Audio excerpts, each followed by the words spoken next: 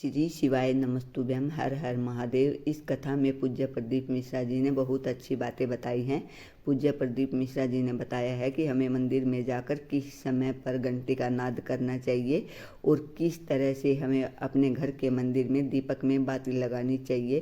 कई बार हम ये करते हैं कि उसी दीपक में बार बार बाती लगाते हैं जिसमें थोड़ी सी कालस रह जाती है। तो पूज्य प्रदीप मिश्रा जी ने बताया है कि ऐसा करने से हमारे घर की लक्ष्मी क्षीण होने लगती है। पूज्य प्रदीप मिश्रा जी की कथा और उपाय देखने के लिए पूरी वीडियो को देखिए प्लीज़। और मेरे चैनल को लाइक कमेंट तो जैसे आप करेंगे ही।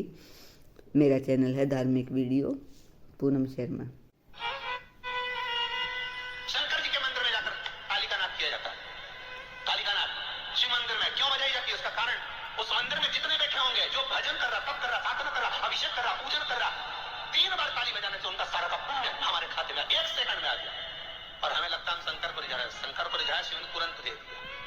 घर में गरुड़ घंटी का नाद करना, इसलिए बच्चों को खेलने के लिए घंटी नहीं दी जाती। गरुड़ घंटी कोई खेलने के लिए नहीं देता। खिलौने दे देंगे, दूसरा सामान दे देंगे, पर गरुड़ घंटी नहीं देंगे। क्यों नहीं देते?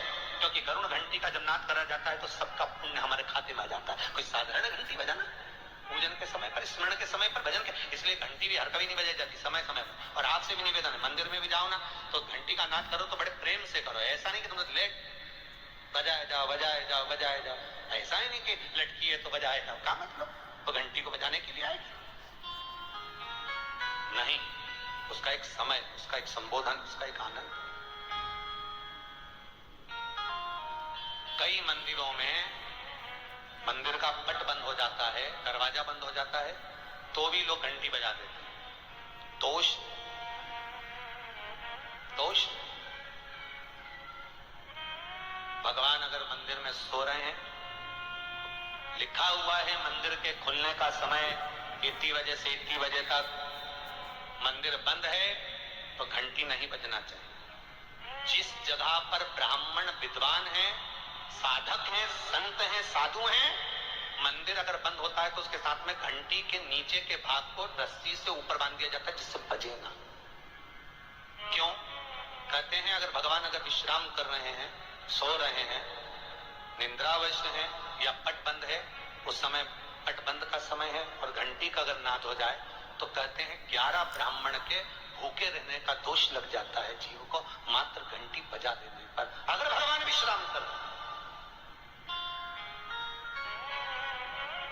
भगवान विश्राम अवस्था में है, पट बंद है, दरवाजा बंद है और लिखा हुआ है समय, मंदिर खुलने का समय 11 बजे से इतनी बजे तक, मंदिर बंद होने का समय इतनी बजे से इतनी बजे तक। और उस बीच में तुमने तो देख लिया कि पट बंद है, तुम तो आ गए, तुमने तो मन में सोचा हम तो इंदौर से आए, हम तो भोपाल से आए, हम तो वहां से आए, हम तो वहां से आए, और भगवान का मंदिर बंद है तो क्या हुआ, हम तो घंटी तो बजाएंगे, तो बजा दे जा।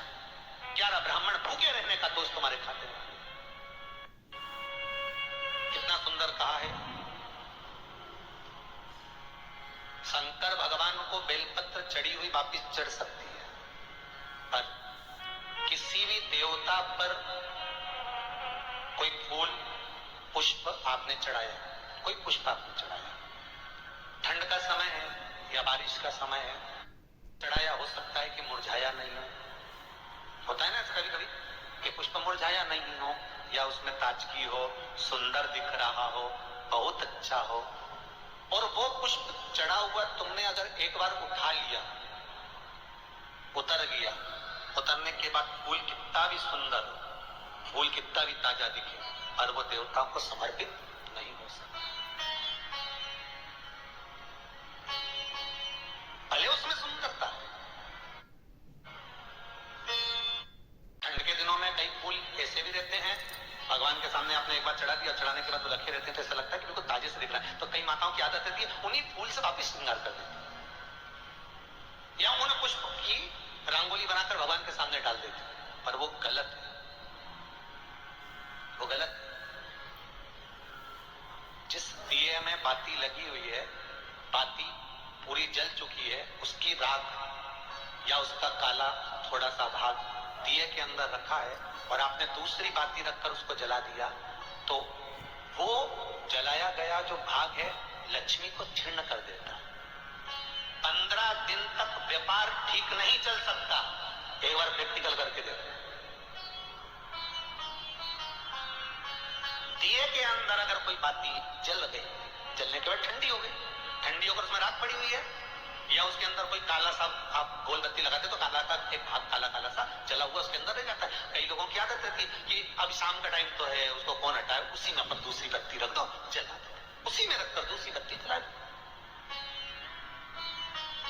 भाग उसी में पड़ा हुआ है पुराना, और आपने दूसरी बत्ती अगर रखकर जला दी है, व्यापार होगा, व्यवसाय होगा, या फिर घर में रखा हुआ धन होगा, 15 दिन के लिए वो छिन्न होगा, वो जाए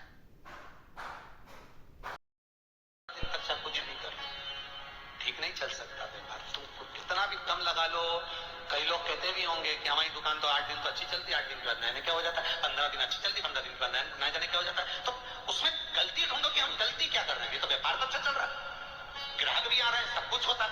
जब 15 दिन ग्राहक आते हैं तो 15 दिन क्यों नहीं आते, 8 दिन ग्राहक आते हैं 8 दिन क्यों नहीं आते, उसके पीछे तुम्हारा कोई कारण होगा। फिर अपनी गलती को ढूंढो कि हमारी गलती क्या होगी। तो उसमें आपको वर्णन किया था कि भगवान की बेलपत्री, भगवान का प्रसाद अगर पलंग पर रखा है तो दोष कौन है,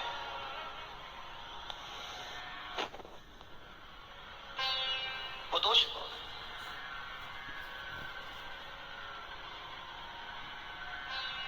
अब बाबा ने पूछ लिया, इंद्र मैंने माला आपको दी थी, वो माला कहाँ है। इंद्र कहते मैंने तो एरावत को दे दी थी। एरावत से पूछा वो कहाँ है, मैंने तो अपनी मस्ती में फेंक दी, पांव के नीचे आ रही।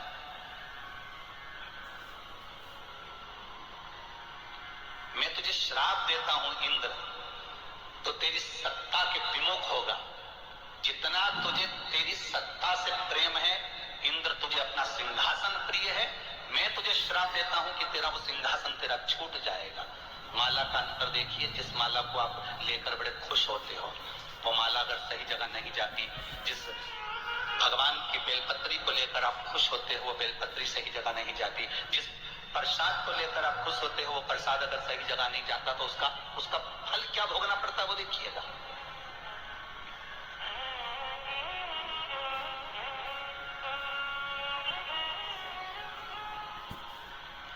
एक कथा आपको सुनाते हैं, वो कथा नहीं है। पूज्य प्रदीप मिश्रा जी ने इस वीडियो में बहुत अच्छी बातें बताई हैं। पूज्य प्रदीप मिश्रा जी ने बताया है कि जो फूल हम भगवान शिव को या किसी भी देवता को एक बार समर्पित कर देते हैं तो वो फूल दोबारा से नहीं चढ़ाना चाहिए।